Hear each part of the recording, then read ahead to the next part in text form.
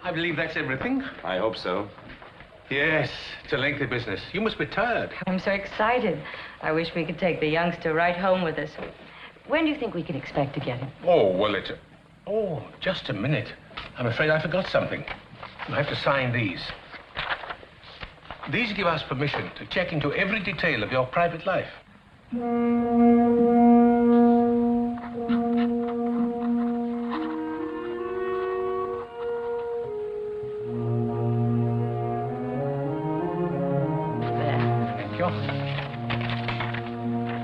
Thank you. Well, that does it, I think. I'm sorry to have kept you so long, but you understand that we must be most careful. After all, it's a child's life. Our investigation can't be too thorough. How long will it be?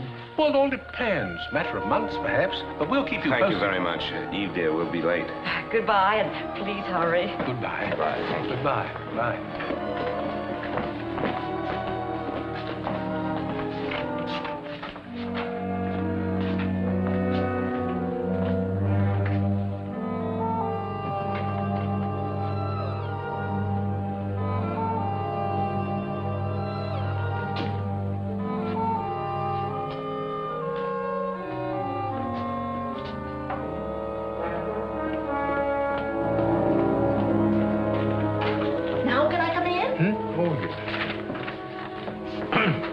Interview report to the directors. Names of applicants, Harry and Eve Graham. She is 32, he's 38. Occupation, traveling salesman for the Sutter Sales Corporation, dealing in electrical appliances. The company is owned by the Grahams and was started about 4 years ago. Mrs. Graham appears to be very capable. She handles the office work. Mr. Graham covers the Los Angeles area, where they hold a sales franchise for a deep freeze concern. Their income, presently about 20,000. Married 8 years. Well, you don't need to wait for me. I'll straighten up. Yeah, I tried that once before. Nearly lost my job. You and your cleaning up. Well, go on. You're not disturbing me one bit. Mrs. Graham is unable to have a family. Her problem is of undetermined origin. But we'll check several physicians who have examined her during the past 8 years. They will take an older child, 4 or 5 years, of either sex. From the preliminary interview, it's my opinion they would make fit parents, but something bothers me about Mr. Graham. He seemed impatient during the interview.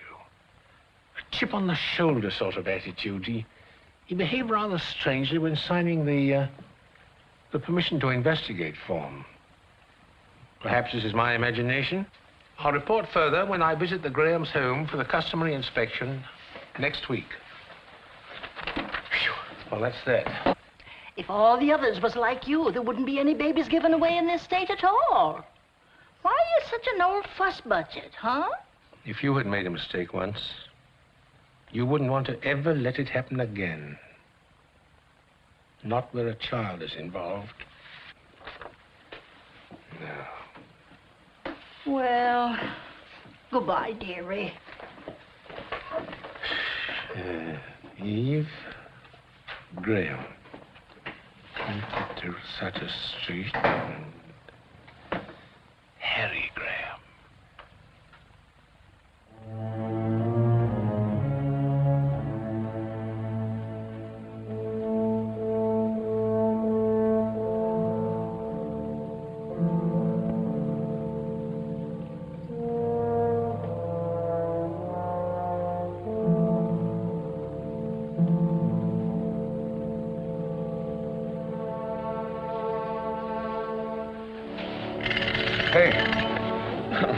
What goes on? Oh, I couldn't resist him. He's the beginning of a collection. There's a whole army that goes with him. We haven't heard anything yet. Oh, but we will, you'll see. Mr. Jordan looks like Santa Claus. Just like a man who gives babies away. And anyway, it's good practice for you, being awakened by mechanical toys. On a teddy bear in the face, and maybe later on a football in the tummy. Oh, you'll learn to love it. You will love it, won't you? Of course I will. Why do you ask? Oh, and it's just my imagination. The other day in Mr. Jordan's office, I thought maybe you were sorry we'd started the whole thing. I wasn't sorry. It's just that Santa Claus was such a deliberate old codger. He got on my nerves, that's all. How about undoing my blouse? How about getting yourself pulled together? This is Tom Morgan Saturday with us. You can do the Caesar salad. What else is cooking? Oh, everything you hate. Roast beef rare, potatoes brown. How does that sound, Master? Sounds like the perfect wife. Good in the office, great around the house. I wonder if it will like him. Well, if it doesn't, I'll keep it myself.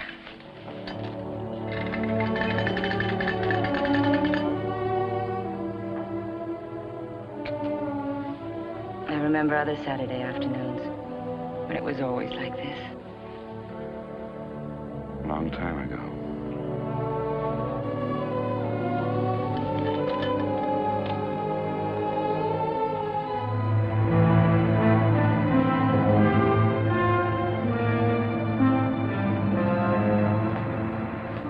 You know, this really is a beautifully planned apartment. Yes, we think so.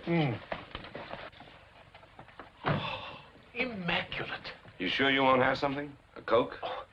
Could I have a glass of milk instead? Yes, surely, sir. Thank you. My stomach, my work, all the tension. If you don't mind my saying so, Mr. Jordan, I think you take your work much too seriously. It's not worth it. I think it is.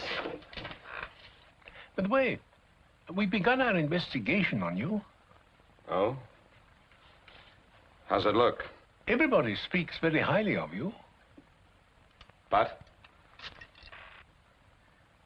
I've been a salesman too long not to recognize sales resistance when I see it, Mr. Jordan. I have a feeling you don't want us to have the child. Oh, I wouldn't say that.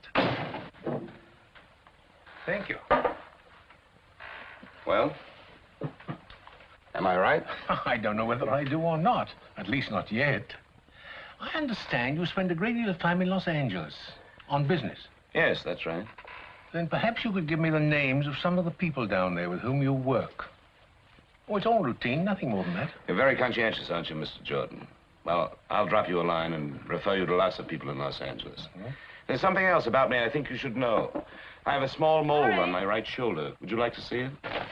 Oh, Mr. Jordan, I'm sorry I'm late. That's all right. I was early. What are you two doing in the kitchen? Mr. Jordan's been looking us over. I've seen your home. It's pleasant, very pleasant indeed. Won't you stay for dinner? Oh, thanks, I can't. I have to get back to the office. Lots more paperwork to do there. I'll see you to the door. Oh, thank you. Goodbye, Mr. Ray. Thank you, Mrs. Graham. Thank you.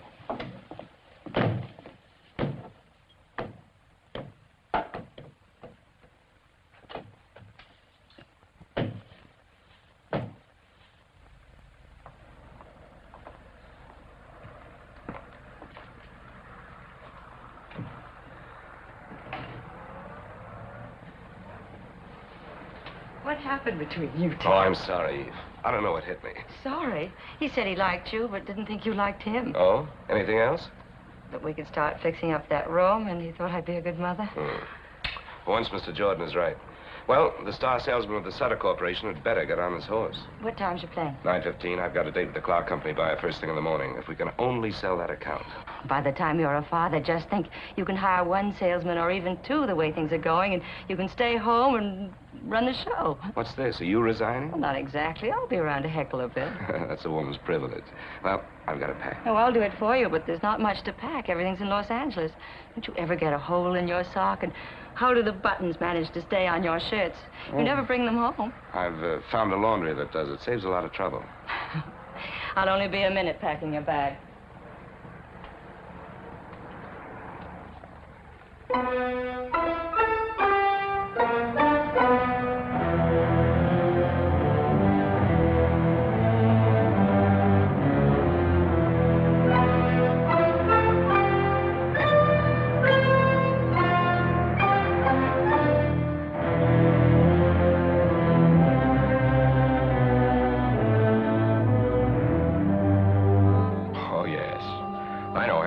Very well.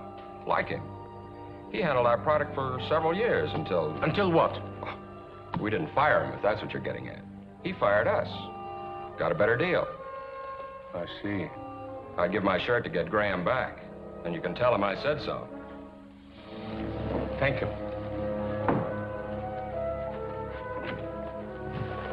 Thank you very much.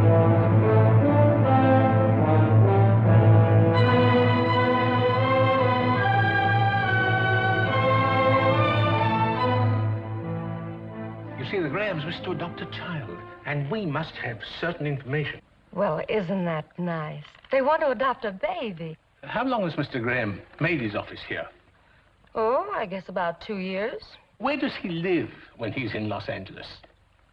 I guess he just lives around, hotels, motels, wherever he can get in. It's cocktail time, honey. Are you with me? Mr. Jordan, this is Roy Esterly. Oh, I'm very pleased to meet you. What line are you in? Mr. Jordan is getting some information on Harry Graham. Oh, Harry's not in any trouble. Mr. Jordan's not a cop. I'll tell you later. Okay, sweetie. You fill him in on Mr. Exclusive, and when you get through, come on back and have a little chat with me, huh? Excuse me, but could I ask you a few questions? Well, sure. Fire away. What do you know of Mr. Graham? Oh, he's a good guy. But you called him Mr. Exclusive. Oh, well, I was kind of kidding, I guess. See, we never see him except here in the office, and of course, when he's here, he's buried in work. You know, I can't understand how a guy can live without a little social life. So he's not a playboy, like some cornballs I could mention. Playboy? He's the original Invisible Man. You never see him anywhere. He's not at the hotels, restaurants, nightclubs. Man comes to town, and just like that, he disappears. Mr. Jordan, I have an idea. I'm sure Harry will be calling in. You can get everything you want right from him. I'll call the hotels for you. Why don't you just sit over there at Harry's desk? Well, thank you, miss. Maybe I should see Mr. Graham after all. Yes, I'll wait. Oh, as long as you're going to all the trouble, would you kindly ask the hotel people when Mr. Graham was last registered? Surely, I could do that. Say, Mr. Jordan, your throat must get pretty dry asking all those questions. How about a little slug? Oh, you're very kind of you, but no thanks. Bob Vance never called, did he? No. That's good, because I don't want to talk to him. Hello? No, he's in Redlands. He'll be back the day after tomorrow. Yes, I'll have him call you.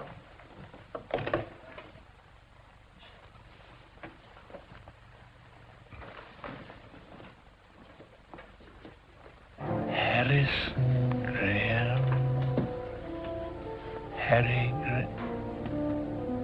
Harrison Graham. Good night.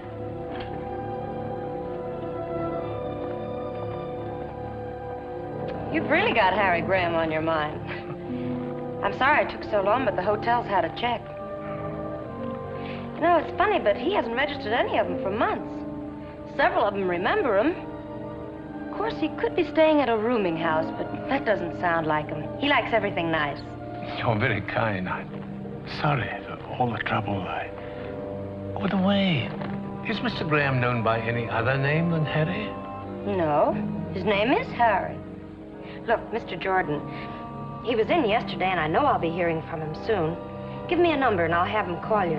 Or maybe you've gotten everything you need, huh? No, not yet. Excuse me. It's that board. Oh, thank you. Graham. Harrison Graham. 132 Brinkman.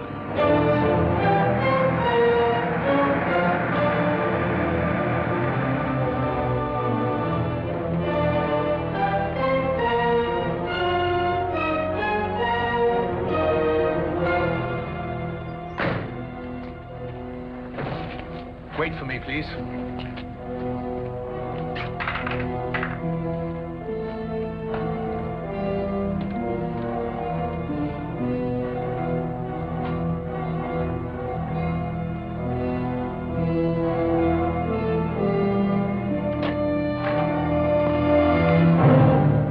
Good evening. Hello. Aren't you a little off your beat? Well, I was coming to Los Angeles anyway for a meeting tomorrow. I'm reading a paper at the welfare convention. Oh, how nice. So while I was here, I've been doing a little checking up on you. Tell me, why are you listed in the telephone book under Harrison Graham? Harrison Graham's my real name. Oh, you changed it? Some time ago. I thought it sounded a little formal, if you know what I mean. Yeah, but in San Francisco, you're listed as Harry. The phone company got it mixed up. Look, I'm dead on my feet. I just got home from work a couple of hours ago. Suppose we meet for lunch tomorrow. Maybe we can learn to get along. Well, I'm busy tomorrow, but I'm sorry I bothered you. But after all, it is my job. I understand. Yeah. Good night. Good night.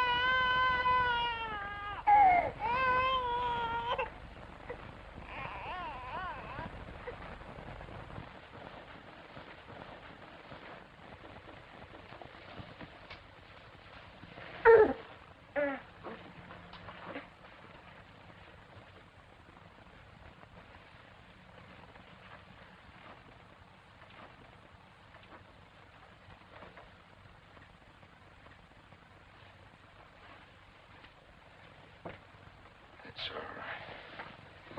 All right.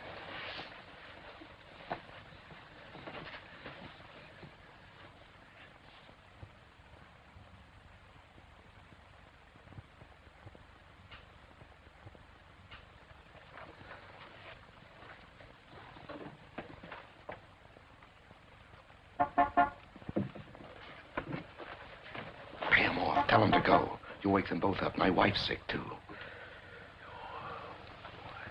She's in the other room asleep. She's been up with the baby 2 nights in a row.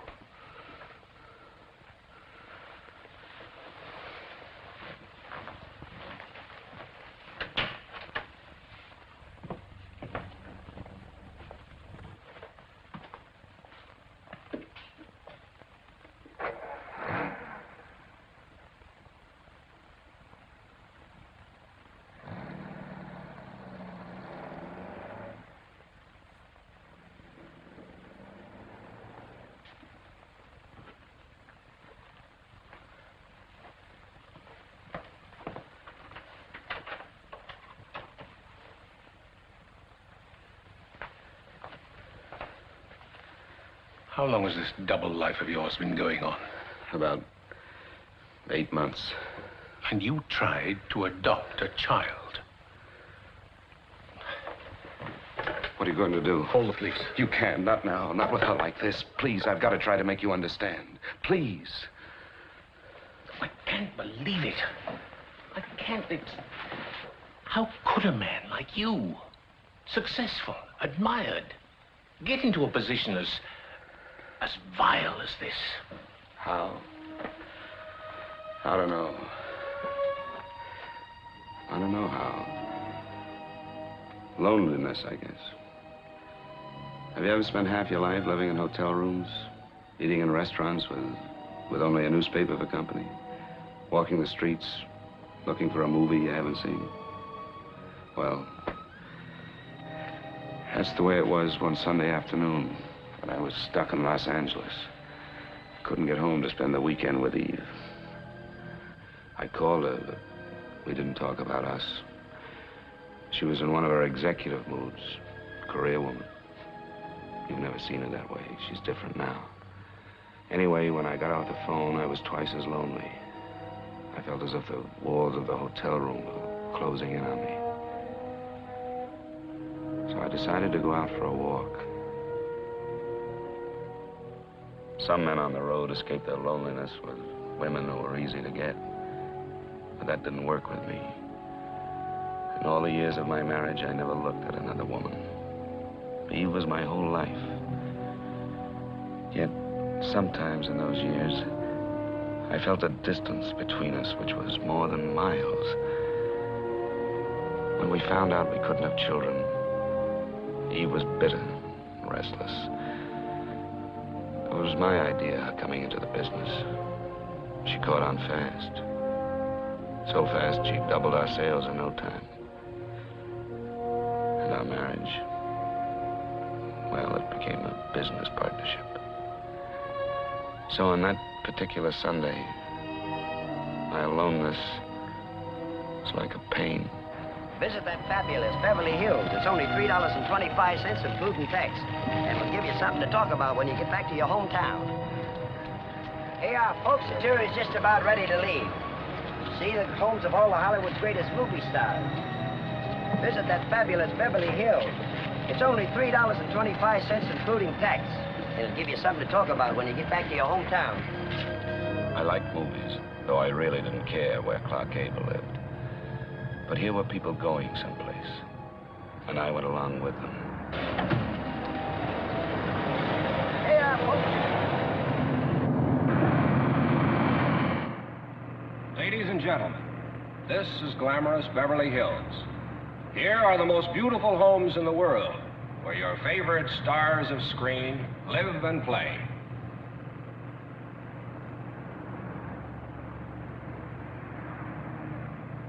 Over there is the home of a woman who knows Hollywood best, a lady who shares her secrets with millions, Luella Parsons.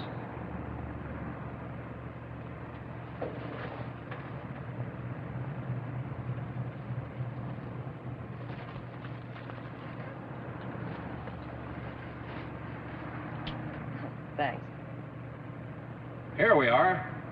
On your right is the home of that shy and modest man, Harvey's friend and yours, Jimmy Stewart. Now take a look on your left, and you'll see the home of that funny, funny man, Jack the Miser Benny.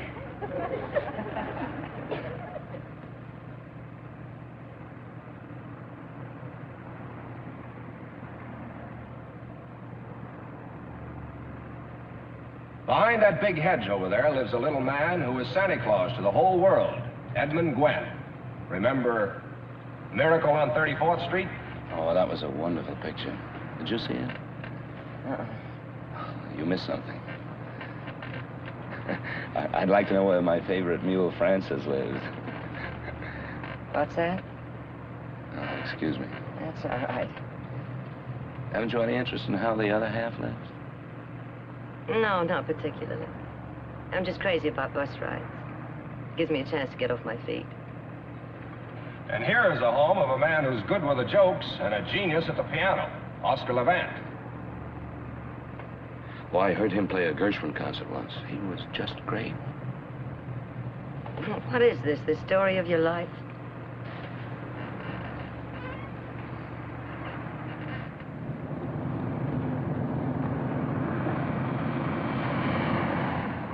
Were you wondering where our glamour girls are? All right, here's your answer. On the right, you see the home of that fine actress, Barbara Stanwyck. The White House, also on the right, is where lovely Jane Wyman lives.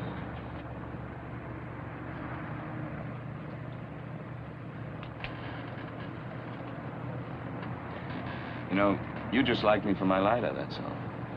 I could give up smoking. Thanks. Don't mention it. If this is a sample of your work, you're not very good at pickups. I know. I haven't had very much experience at it. This is the first time I ever tried to pick up a girl. Oh, gee, that's too bad. I should be better at it. How's that? Well, I'm one of those terrible fellas that frightens the farmer's daughter, you know. I'm a traveling salesman, only a kind of backwards one. Yeah, you could use a few tips, like, I'm sad and lonely, just want someone to talk to. Don't know any nice girls in this great big town. How about a few laughs? You know, I wanted to say all those things to you just now, only on the level. Thanks, Coach. Do you mind if I sit here? Well, there's not much I can do about it. You're here. You know something? I was a farmer's daughter once. Really? Yeah. I don't know what it is, but you don't scare me at all.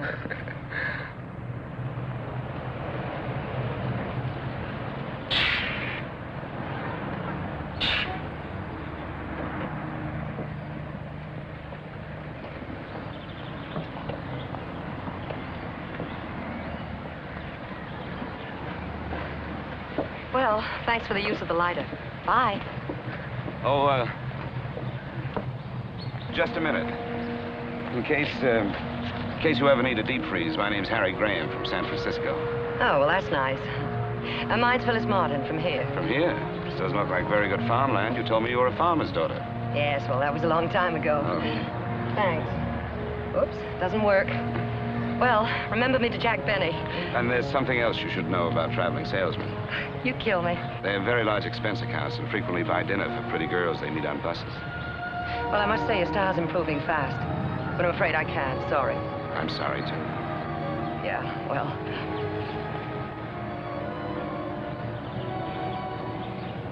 Do you like Chinese cooking? Sure. Why? Have you changed your mind?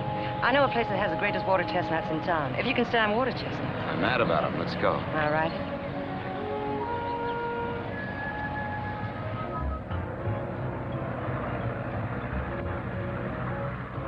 Early American Chinese. You're gonna love it.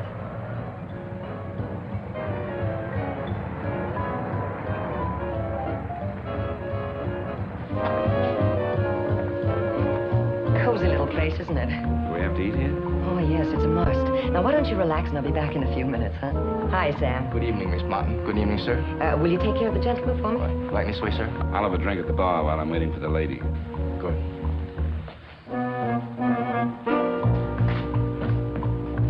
Scotch and soda, please.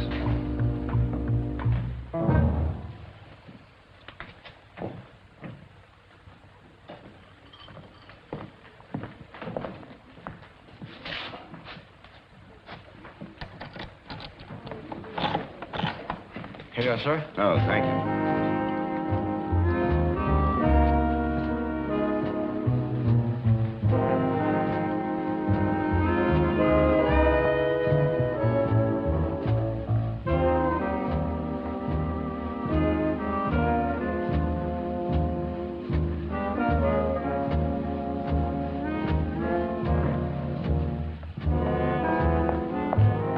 Dinner's ready. Table's over there. Oh, no. What are we playing, charades? The outfit came with the job. I work here. I don't believe any of this. Well, the pain will wear off in a minute. Now, just follow me. Egg soup. Very healing. I ordered the rest of the dinner for you, too. Aren't you allowed to sit with the customers? Maybe later. Well, go on, eat your soup. It's the only genuine Chinese dish we serve here. Guy who owns the place used to run a string of hot dog stands. His name's Hannigan. You sure you can't sit down? No, I can't. Try it. How was it? Tastes good. Say, where are all the people? Oh, Sundays are quiet. And all the rest of the week. How long have you been working here? About 6 months. I needed a job, and Hannigan needed someone to liven up the joint. You can see I've been a howling success. Come on, sit down, huh? No, I can't. Say, where'd you say that farm was? I didn't. Little place called Pennsylvania. How'd you get all the way to Los Angeles? Well, I wanted to see the world. So you started with China, huh? That's right. You know something? They've never heard of chop suey in China. You don't say. That's right. It's the house specialty here. And the next course, if you can stand it.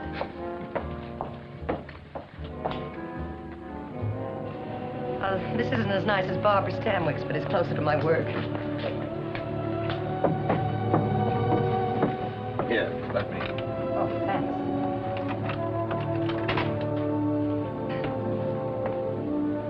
Well, thanks for a lovely evening. There's nothing. Drop in again sometime. So long. You know, we've been together 7 hours, and I still don't know a thing about you, except that you're the nicest stranger I ever met on a bus. Well, I don't know anything about you either. Let's leave it that way, huh? All right. I will tell you one thing about myself, though. What's that? On that bus this afternoon, I felt just as lonely as you did. I feel better now.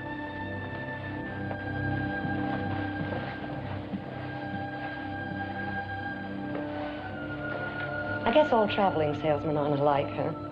Some of us are quite harmless. Yeah, you're kind of special. Good night. I never expected to see Phyllis again, but I knew I'd remember this day when two strangers helped each other through a lonely Sunday. I felt good again, not very sleepy. We're ready with your call to San Francisco. Yes, thank you, operator. Eve? My, 2 calls in one day. Well, never mind, darling. This is deductible business. Monkey business. I cheated on you today. I thought you should be the first to know. Haven't you heard? The wife is always the last to know. I'm serious. A beautiful brunette, all curves and soft shoulders. Oh, how wonderful. I hope you'll be very happy together. What kind of talk is that? Aren't you even jealous? You won't spoil my sleep one bit. You're mighty sure of me, aren't you? Very sure of you, my darling. She wasn't really beautiful, just nice. Kind of a funny little mouse. Don't you want to know how I made out? Oh, I forgot. I heard that Duff's may open 3 more retail outlets in Los Angeles County. Got a pencil handy? Better write down this name and address. Are you listening? Here it is. He's the merchandise manager. Yes, I'm listening, Eve. I've got it. I wish you were here with me right now. I didn't even touch her. Touch who? You know, the funny little mouse. What a shame. Better luck next time. Harry, I got a special delivery from Mother today. Oh? What's the news? Well, Father's quite ill. Nothing serious, I suppose, but I'm a little worried. I wouldn't worry, darling. I'm sure he'll be all right. Eve, I've got to make the rounds. I'll call you in a couple of days. Good night. Night.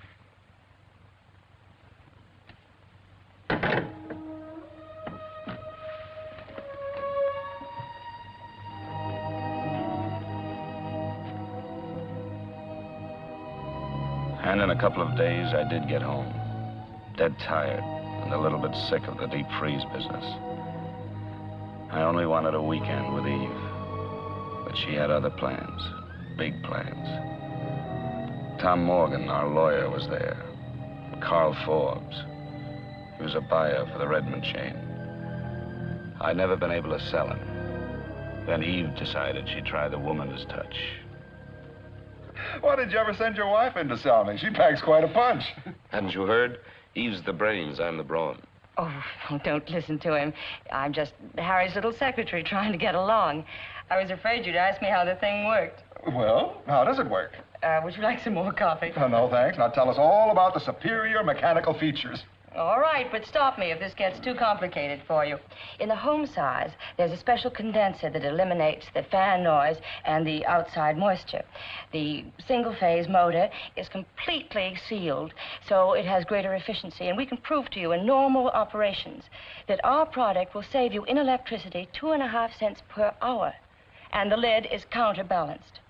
We just happen to have a model in the kitchen.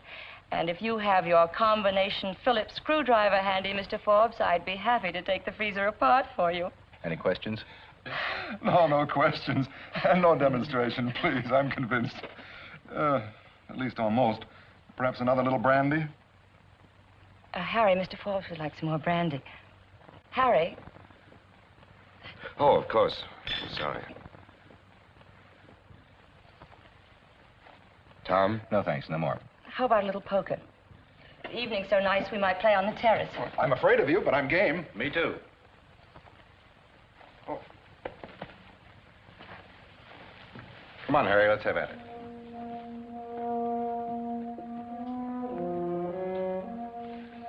You know, I think we're really on our way. I'm sure we got Forbes. It's the power of a woman for you. Oh, I'm so happy. I'm so sleepy. Good night, Don. Eve, Hmm? I just figured something out. Oh. In the last month, we've been together 6 days and 14 hours, not counting when we're asleep. Doesn't make any sense. Did you hear me? 6 days, 14 hours.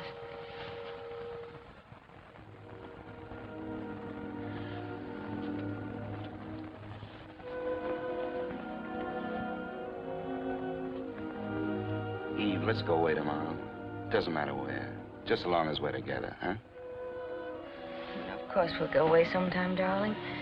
We'll go to all those glamorous places that Holiday writes about. We'll do it Frisk happened to. Let's not wait, Eve. Our marriage is the only thing that really matters. I love our marriage. My dog.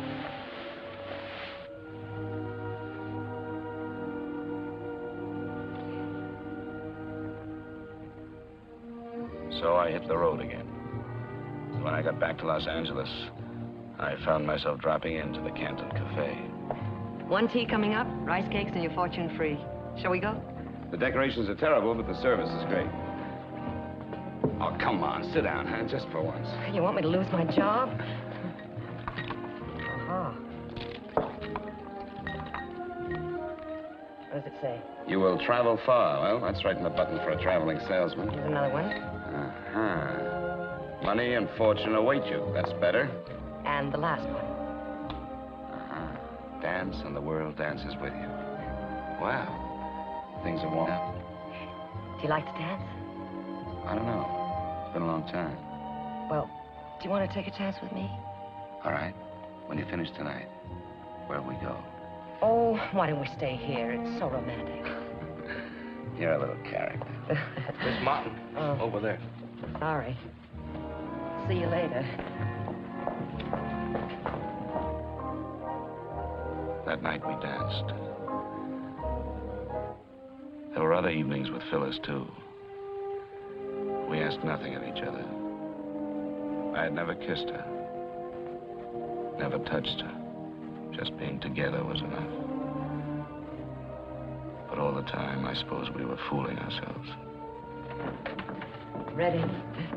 Good night, Sam. Good night. Good night. Thanks. Well? Phyllis, tomorrow's my birthday. Do you want to have dinner with me? Help me celebrate? I'd love to. And tomorrow's my day off. I'll pick you up at 7. Sure you haven't anything better to do? I'm sure. Okay. Phyllis.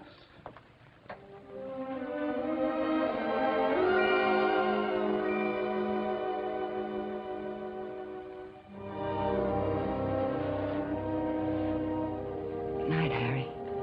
Good night.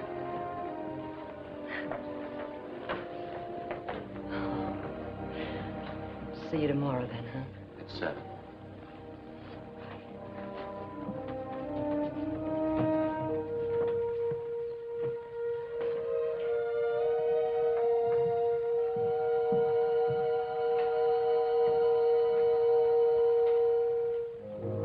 I spent my birthday trying not to think of Phyllis. Still, I felt her closeness. I was finding out that I was not the take-it-and-leave-it kind. I knew then I couldn't see Phyllis again, that night or any night. I felt like someone who walks away from the edge of a cliff, back onto solid ground. I felt pretty low, too, about walking out on her. But it was better this way. Much better. Come in. Tray's over there.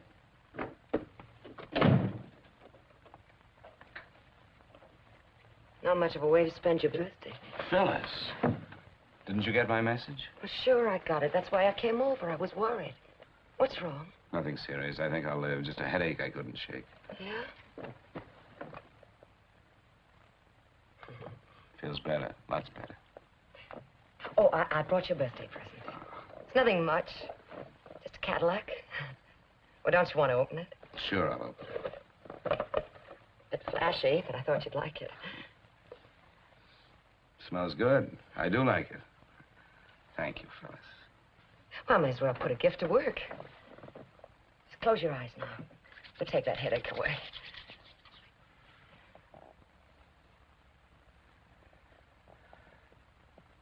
It's working already.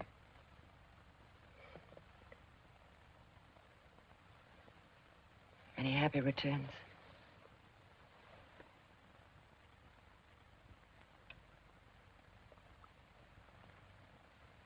You know something? The headache's all gone. We're going to have that dinner after all. Oh, no, we're not going anywhere. You're going to take it easy. Lady, you have healing powers that are miraculous. I can already hear a soft piano, champagne corks popping, and I know just the place we're going to. We're going to Acapulco. You're crazy. Yes, and I need a shave, too. Look, I'll go home and get into something slinky, then pick me up in 15 minutes, huh? All right. I'll get into something real uncomfortable. You kill me. See you.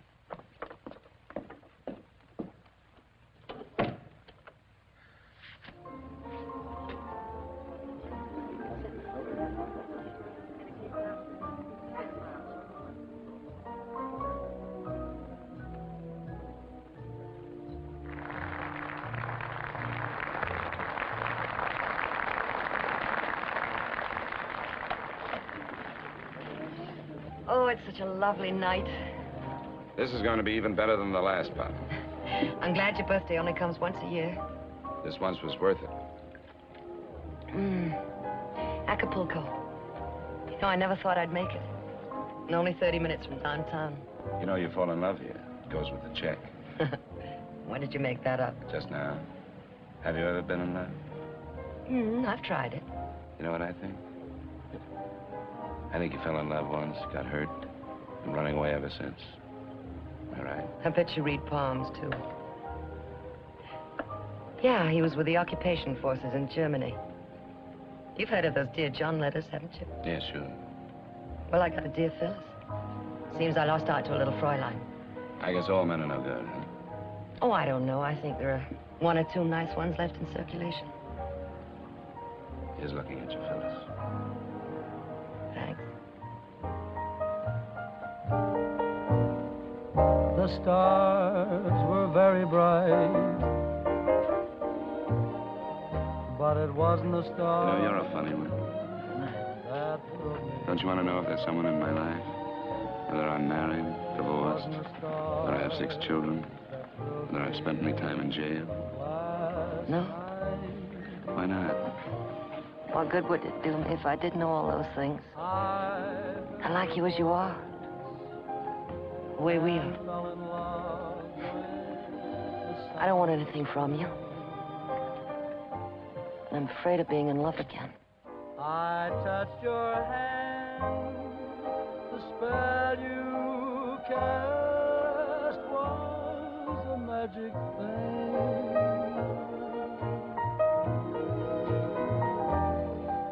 We watched the moon in flight, but it wasn't the moon that thrilled me. It wasn't the moon that brought such delight. I felt a thrill so new the moment I kissed you. Heavens faded from sight. No, it wasn't the stars, and it wasn't the moon. You know, I'm going away again tomorrow. Tomorrow's a long time off.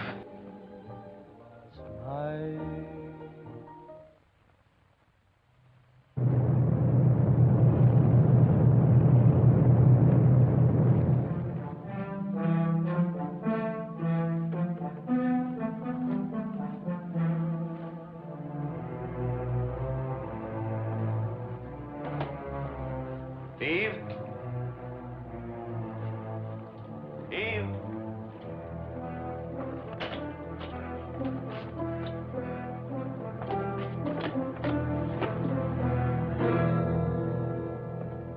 Eve.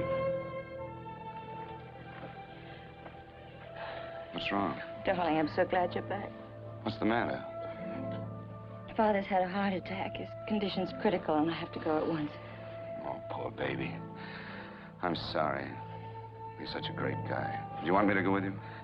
Thanks, but you better stay here and take care of things. Anyway, I got the last seat on the plane. What time? 10 o'clock. I changed planes at New Orleans for Miami.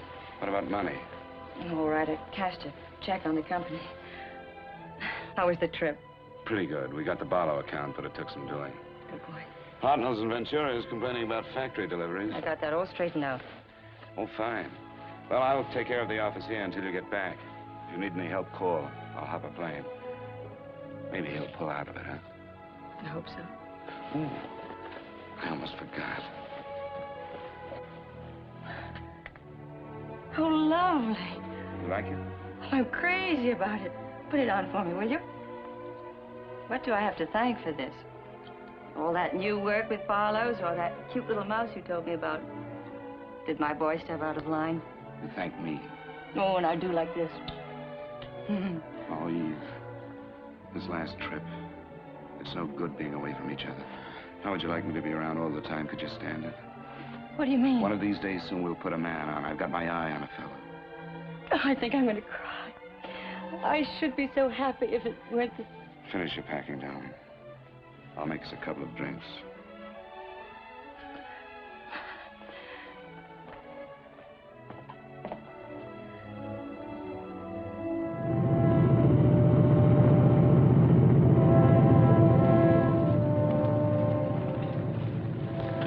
I've been thinking about something. What was that?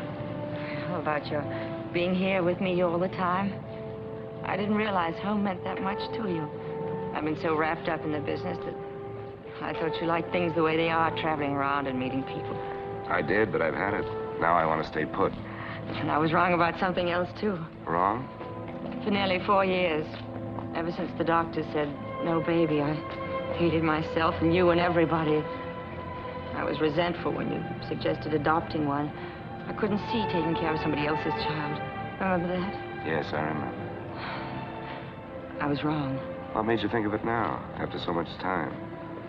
Maybe it was the telegram from home. I suddenly thought of how much my family meant to me and how much they loved me. And it seemed selfish not to pass it along to a little child that needed it. Even if it isn't your own? It doesn't seem to make any difference. You still want one? Yes, of course I do. Well, then, would you see maybe about getting one while I'm away? Yes, I will, Eve. Tomorrow morning, the very first thing. I thought you'd forgotten all about it, that the business was our baby. Will you forgive me for taking so long? Yes, I forgive you. Announcing the departure of American Airlines Flight number 516 to Atlanta and New Orleans, connecting with Miami. All aboard, please. Well, that's us.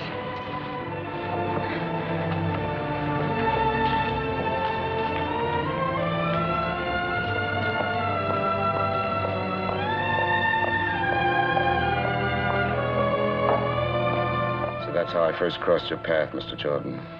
I called you on the phone, wanting to know how to start. We wanted a little boy or a little girl.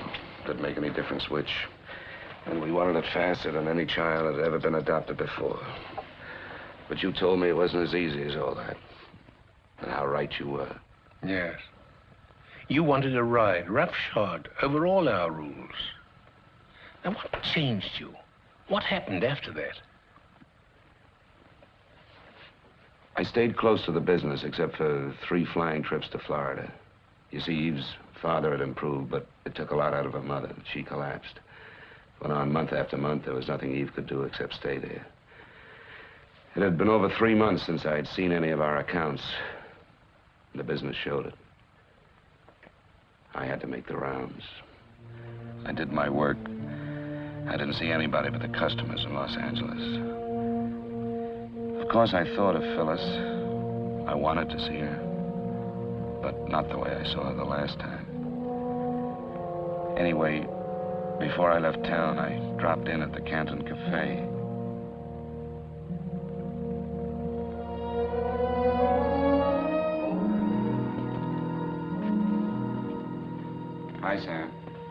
go, Mr. Graham. We miss you. Thanks, Ann. Miss Martin here? Phyllis? No, she doesn't work anymore. When did she leave? About a month ago, maybe a little more. Is anything wrong? She said she went well. She was going away. Where? She didn't say. Will you have dinner here tonight, Mr. Graham? No. No, thank you. Thanks, Ann.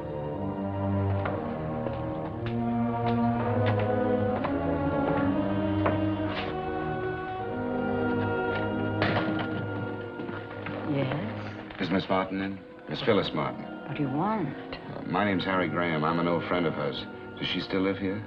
She still lives here, but she isn't feeling well. She doesn't want to see anyone. Oh, I've got to see her. You remember me, don't you, Mr. Graham? I've spoken to you on the phone several times. Oh, yeah. Yes, I remember. Come in. Thank you.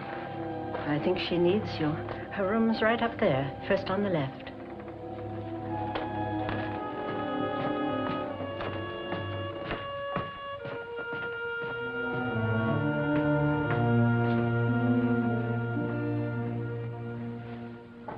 Come in. Harry. Hello, Phil.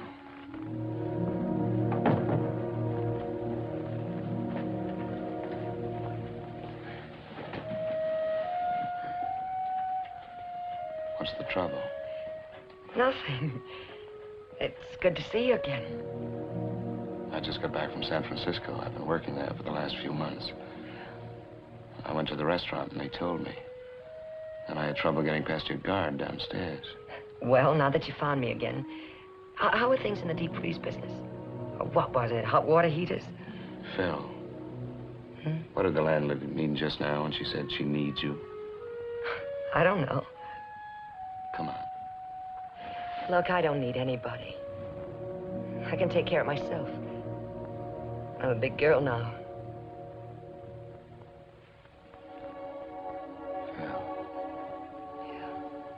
Was it that night?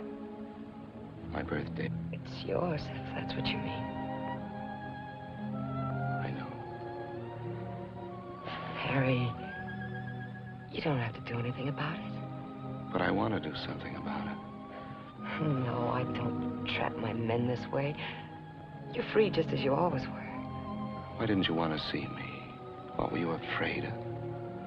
I don't know. I guess maybe I was afraid you wouldn't want me to have it. I don't think I could stand that.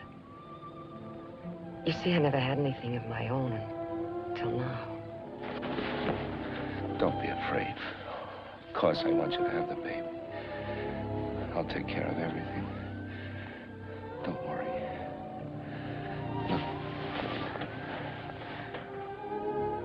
I've got some things to do. You stay here and rest a while. I'll be back later. Good. And Phil, I'm glad, terribly glad I found you. So am I. Go on.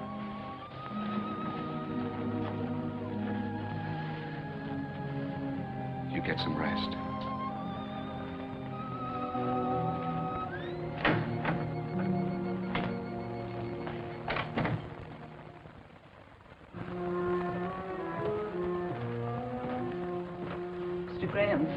Mr. Graham, this is Dr. Wallace. He's taking care of Phyllis. I was just going up to see her. How is she, Doctor? Could I speak to you for a minute? Yes, sure. Excuse me. I think she's going to be all right. She's had a rough time of it this last month. 2 transfusions. And she's not very strong to start with. Then there's the mental, emotional state to contend with. You can understand. Yes, I understand. I think things will be better now that you're here. I'll take care of everything. Please give her the best. I'm glad she means something to you. She can be hurt just like the rest of us. Fooled me at first with that flip, hard act of hers. But that's not the real Phyllis. You must know that.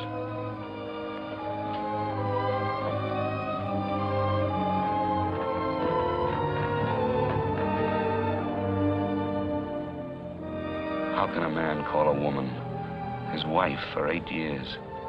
Someone whom you love, who loves you. How can you call her and tell her that you must have a divorce? Worse than that, you've been unfaithful. You're going to be a father. How can you hurt someone so much?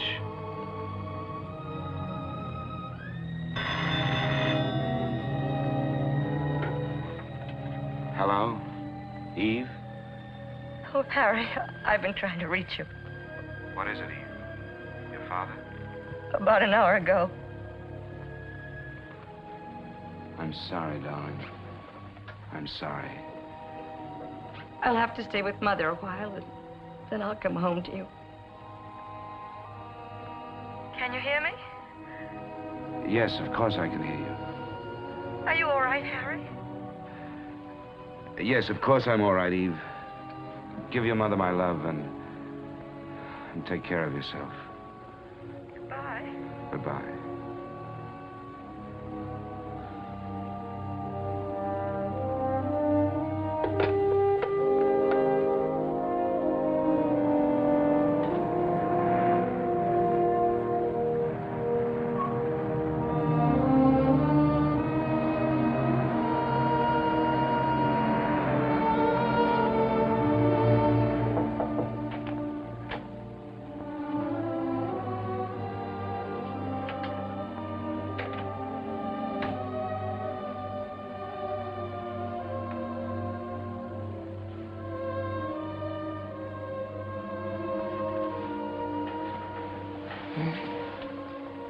Hello, Phil. Hello. I forgot to ask you something. Yeah, what was that? Will you marry me? No. Not this way. I'm not asking you. I'm asking you.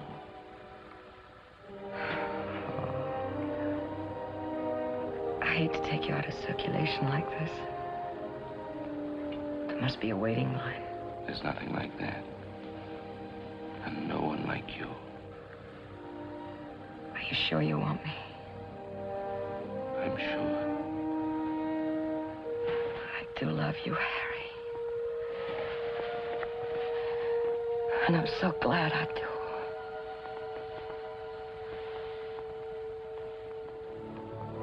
I stayed with her until she fell asleep.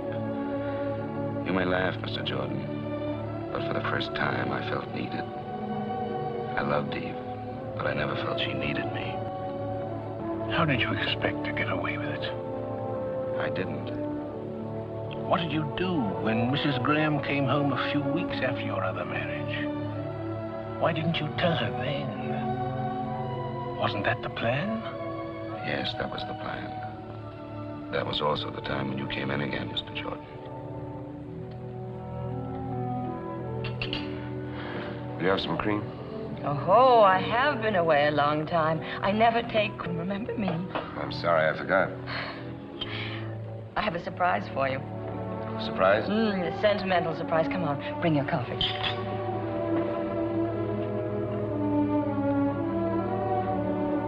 Eve, there's some things we've got to talk about. Father wanted you to have this watch. It was Grandfather's, and then when Father and Mother married, it was a wedding gift to the groom. Grandfather said that having a watch and chain made a man feel more like a man, sort of like a mustache cuff, I suppose.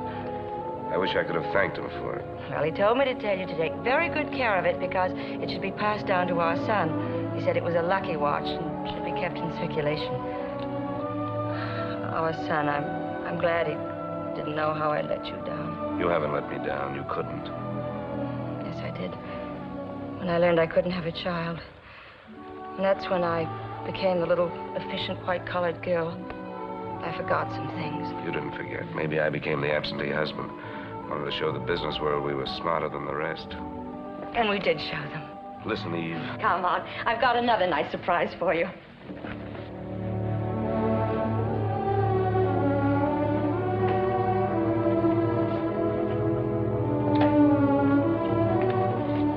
The light doesn't work. Leave the door open so we can see. I cleaned it up today. But don't worry about your golf clubs. I put all our junk in the closet and I stored the suitcases. Oh, I think it's going to be very nice when we get it fixed up. Go a little slower, Eve. I'm not with you. Remember Mr. Jordan? Mr. Jordan. When I left for Florida, you said you'd look into the adoption business, and you told me about Mr. Jordan. Oh, yes. Now I remember. I spoke to him on the phone. What about it? Well, that's a surprise. I called him this morning. He said he wanted to see us both, but he thought he could help us. Of course, it may be a while. Oh, so you decided to go ahead and fix the place up? Well, I know it was impulsive, but I couldn't wait. I thought we'd put the bed here, and the chest of drawers over here, and one of those little rubber tubs in case he's too small to use ours. Like it? You still do want a child, don't you? Is adopting a baby terribly important to you? Oh, yes. More important than I ever knew before. Except for you, it would mean everything to me. All right, then. I guess we'll go see Mr. Jordan.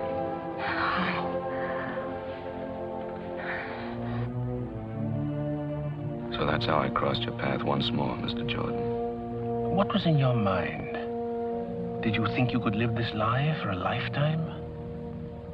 Well, when I realized how much a child meant to Eve, I decided to help her by staying married until the baby became legally ours.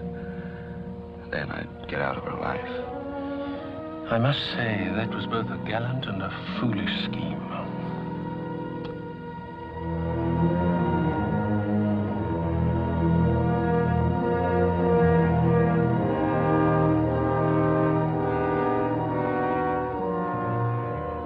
Those were months of panic, fear.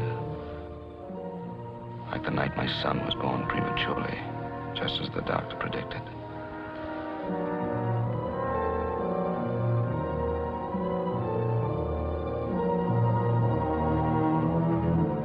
Mr. Graham.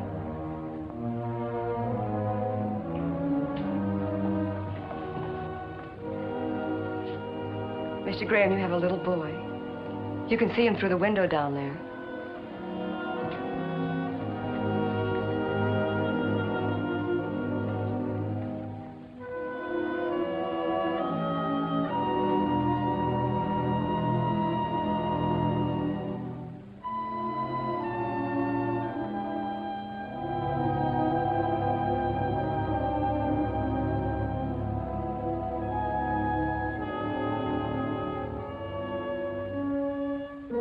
Began to fall one day not so long ago when I'd just gotten in from San Bernardino. I'd stopped by the office to clean up my desk. It was Eve's and my anniversary. I tried to get home, but I couldn't make it.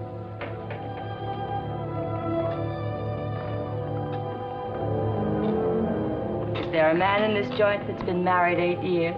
Eve. Don't look so shocked. I'm your anniversary present.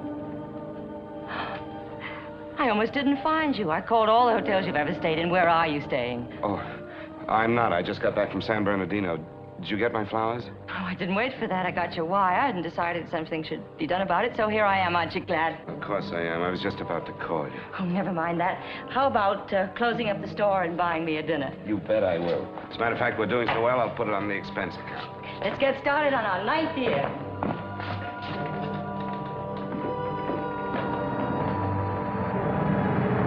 After dinner, Eve wanted to take a walk. I was afraid every step of the way. Yet I tried to get into the holiday spirit for her sake. For a moment, it was like old times, until... Mr. Graham, if you're going home, could you give me a lift? Some other time. See you, Ricky. Who's he? Store executive, son. I have dinner at their place down there. What does he mean by home? Oh, the Chapin Park Hotel. I stayed there a while back. They live nearby. How about nightcap? Love it.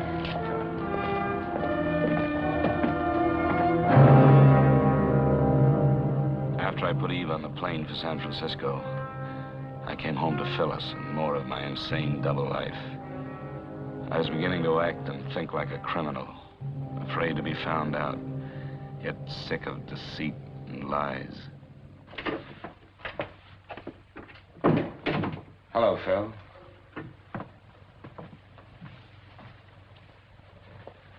Danny asleep? That's right. All right, Phil, out with it. Surprised you came back. What do you mean? Let it go. No, Phil. I won't let it go. I want you to tell me. All right. You must know I'm feeling a little cheap, that's all. Ricky. Worse than that, Ricky's mother. Oh, she couldn't wait to phone me all the grisly details. Made a wonderful story out of it. You know, just like the Sunday papers. Husband's supposed to be out of town. Secretly meets another woman. Secretly. He might have done a neater job of it, Harry. Yes. Yes, you're right. Getting awfully excited over one, aren't I? There must have been others. No, no others. Well, that's a comfort. I'm behaving like a fool. After all, I dragged you into this marriage. Stop it. Don't say that. It's not true, and you know it. Leave me alone, will you? Listen to me. There's something I've got to tell you. Please. Just leave me alone. Phil. Phil, you must listen. Harry, get out, will you? Phil. Get out.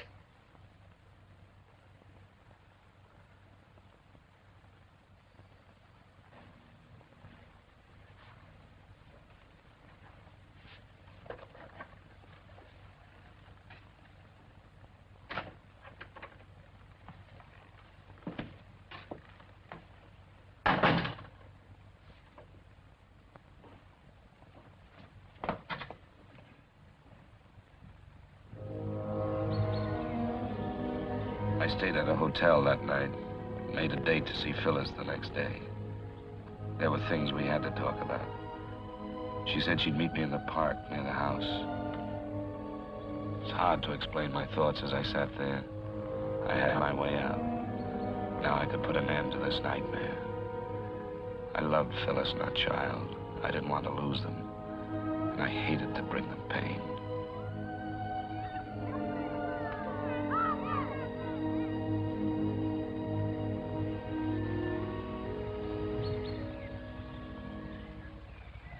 Hello, Phyllis. Hi. Cigarette? No, thanks. How's Danny? He's fine. I had Miss Higgins come over and sit with him. You look tired. Yeah? Well, I didn't sleep too well last night. Neither did I.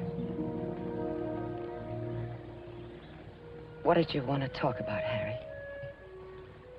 I've been thinking I could manage $85 a week. Can you and Danny make it? Sure. You can get the divorce and all that. I'll pay for everything. I'm sorry it had to happen this way. I never meant to hurt you.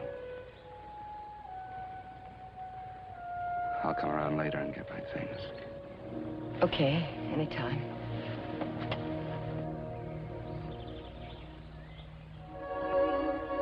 Goodbye, Phil. Goodbye. Harry. This is crazy. I can't go through with it. I guess you just gave my ego a kick. Will you forgive me? I do love you so. You big lug. You know why I didn't sleep last night? I kept thinking about our marriage. You know, the way we got into it. It wasn't fair to you. Don't say that, Phil. Never, do you hear me? Please, take me home, will you? You really want me to? Oh, yes. We need you. Come on.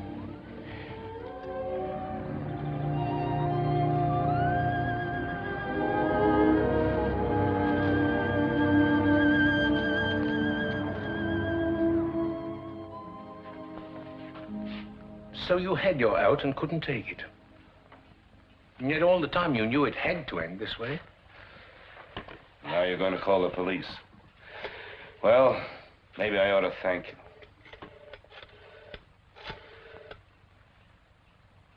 I'd like a taxi at 132 Brinkman Street, please. That's right, thank you. I'm not a policeman. It's not my duty to do anything but see that the juvenile wards of the state of California are given decent homes. I'll pick up my taxi outside.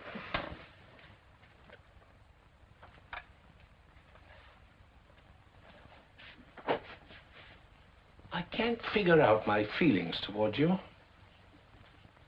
I despise you, and I pity you. I don't even want to shake your hand, and yet I almost wish you luck.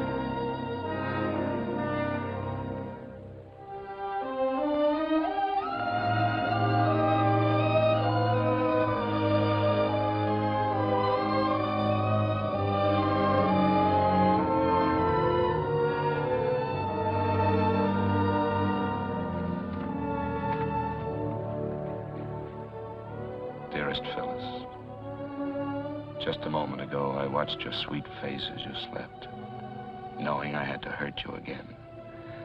And when I tried to say goodbye to Danny, it was almost unbearable. I cannot expect you to understand what I'm about to tell you.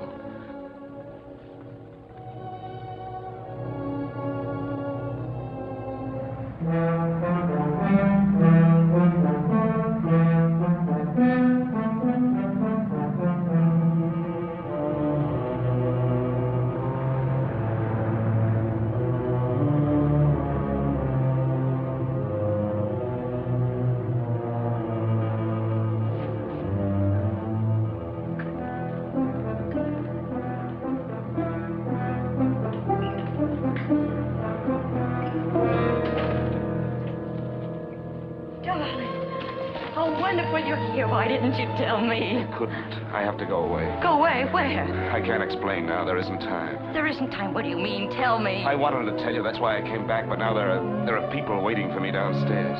People? What are you saying? All I can do is pray that one day you'll forgive me. Try to remember one thing. I love you. I've always loved you. But you can't go away like this. Oh, I love you, too. Dearest, it's the only way. Tom Morgan will call you. He knows all about it.